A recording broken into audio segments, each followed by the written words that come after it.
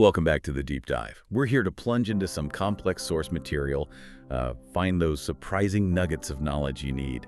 Today, it's a pretty challenging one, a powerful exploration, really. We're doing a theological deep dive into suffering. We're drawing heavily from the book of Job, specifically chapters 9 and 10. Yeah, and the core theme, the thread running through our source material, is this idea they call the offering of suffering. Which sounds counterintuitive, right? Offering suffering, it's about reframing pain, loss, confusion. Exactly. Our mission isn't just, looking at an ancient text in isolation. It's about weaving it together with modern, sometimes really extreme examples of hardship. We're looking for that shift, that mechanism where faith lets you move past why me? And start seeing suffering itself as valuable, as a contribution. Precisely, a unique offering. Wow. Okay, that's a total paradigm shift. From something passive you just endured to something active, something you can offer. Yeah. All right, let's start with Job then. The source text throws us right into his crisis in those chapters, focusing on three really deep questions. What was he actually grappling with? Well, the sources paint him as a truly righteous man. I mean, genuinely good, but utterly devastated. His first question really shows his desperation for, validation. How can I ever be proven righteous before God? So he's not denying he was righteous, but his current state makes it look like a lie. Kinda, yeah. Like his suffering just negates everything he stood for and makes a mockery of his past life. Okay, and the second question, it sounds almost like a legal challenge. It does. Must I only confront God in a courtroom? He's demanding accountability, an answer. He feels entitled to one. He wants his day in court, so to speak. Right. Which leads directly into that ultimate cry of despair. Why was I even born? Oh, that's heavy. It is, and the sources link these three questions. Job feels like, look, I did my part, I was righteous. But if God won't step in, if there's no vindication, no proof... And then my whole life, my virtue, it was all for nothing. Exactly. It feels meaningless to him. Okay, but here's where the background info from our research comes in. The stuff Job himself just didn't know. Right. He couldn't see the bigger picture, the divine drama playing out off stage. The sources talk about him being used as a weapon in a spiritual war. That's the language they use, yeah. A key strategic asset in this cosmic battle against the adversary, the devil. Being God's weapon. Is that supposed to be comforting? Doesn't that just add pressure? Why would knowing that lead to patience? Well, think about the kind of weapon. It's not about fighting aggressively, it's about testimony, silent endurance. Job's faith, despite the agony, that was the weapon, that was the proof. Ah, I see. So the insight is his complaints, his anguish, it all comes from not knowing the purpose. If he had known that just hanging on, just enduring, was his crucial role in defeating the devil, the sources argue he probably would have waited patiently. The real struggle wasn't just the pain, it was the feeling that the pain was pointless. Knowing the why helps you bear the how. Okay. That struggle, that not knowing the why, it leads us right into the next big analogy the research uses. We shift from Job to the New Testament. Yeah, they draw a parallel between Job's suffering and Mary anointing Jesus with that incredibly expensive perfume. Remember that story? Oh yeah, the disciples were pretty upset about that. And we're furious. They saw this perfume worth, more than 30 pieces of silver. Which was a fortune back then. A worker's yearly wage, maybe. Easily. A huge amount. And they just saw it being poured out, wasted in their eyes. They were thinking practically. We could have sold that and given the money to the poor. Exactly, calculating the utility. But the source material pulls out this principle. Nothing given to God in genuine faith and love is ever wasted. Mary's perfume, the actual stuff, it vanished 2,000 years ago. But the meaning behind it, that depth of reverence, that act of worship. That still resonates. It still helps people understand devotion today. Right. The physical value disappeared, but the spiritual offering, that endured. Okay, so how does that connect back to Job? He didn't have any expensive perfume. He had nothing. Well, that's the point. He was broke, sick, grieving. He had literally nothing left except the most personal thing he possessed, his suffering. And he offered that in faith, despite his confusion and pain. And according to the source, that offering was precisely what God needed in that spiritual battle. It silenced the devil. It proved Job's faith was real, not just transactional. So his agony wasn't just punishment. It was transformed into a contribution, a powerful one. Exactly. Wow. That idea, pain as a contribution, that feels really alien in our modern world, doesn't it? Completely. Which is why the research shifts gears here, looking at modern life.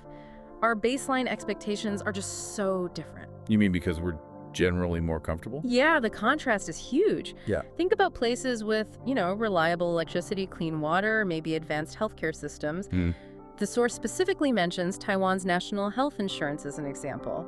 Universal coverage, high convenience. We kind of take those things for granted. Maybe see them as entitlements. That's the potential pitfall, yeah. No. Not the comfort itself, but the expectation that life should always be comfortable, that we're somehow shielded from real deep hardship. And when that shield breaks, Mhm. when something happens that can't be easily fixed. Then the reaction described is often, questioning, complaining, doubting God, losing faith, because we don't have a framework for dealing with suffering that medicine or policy can't immediately solve.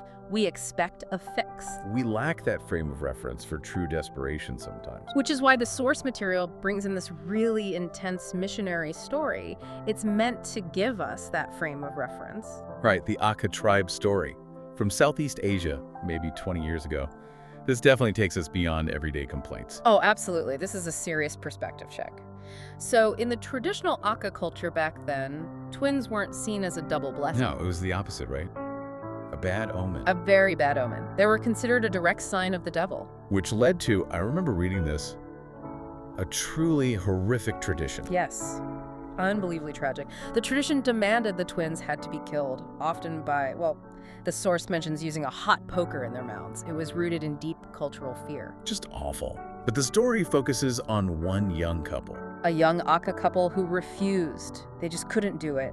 They defied this deeply ingrained cultural terror and pleaded for help from some missionaries living nearby. The refusal must have cost them everything. Tremendously. It was an enormous sacrifice. To save their babies, the source says they had to flee their village, their families, their entire community. They walked for 3 days straight just to get away, to escape the persecution. Wow. An act of faith, defiance, costing them their whole world. Absolutely. And what happened? What was the result of that offering, that sacrifice? They survived. They did. That family became the very first Christian family in that whole region, and the twins. They grew up healthy. Incredible. The source uses this to show that real suffering, faced with active faith, it doesn't just vanish, but it can lead to profound, lasting change. Change that shapes history, not just personal comfort levels. That Aka story, where just surviving means leaving everything behind. Yeah. That really puts things in perspective, though the research kind of uses it as a benchmark for us, doesn't it? For you, the listener. To compare that kind of life or death struggle to our own, especially when we have access to things like good doctors or social safety nets. Right. And the point isn't to say your pain isn't real or valid. Of course it is. It's about gaining perspective that might naturally lead to gratitude. When you think about what others endure, those lacking the absolute basics we assume are normal, it can shift your default setting away from just complaining, maybe towards appreciating the resources and support you do have. And this all leads back to that big shift in perspective the source is pushing for. Instead of getting stuck on, why me? Why is this happening? Yeah. Learning to pivot the question, the suggestion is try asking, God, why do you love me so much? That's unexpected. How does that help? It forces you to shift focus Yeah. away from the cause of the pain, which, let's face it, often stays a mystery, just like for Job, and towards the certainty of God's presence, God's grace, that relationship, even in the middle of the mess. I'm focusing on the relationship, not the reason. Okay, so this seems like the right moment for some personal reflection. The source actually gives 3 specific questions for listeners, for you to chew on right now. Right. First one, think about your own life. What 3 big questions are you wrestling with right now about life, about God? What are your personal job questions? Okay. Second, can you remember a time looking back when you were totally in the dark, didn't understand God's plan at all, felt lost? But then later, maybe months or even years down the road, you saw things click, saw a positive outcome, or at least understood the why a bit better.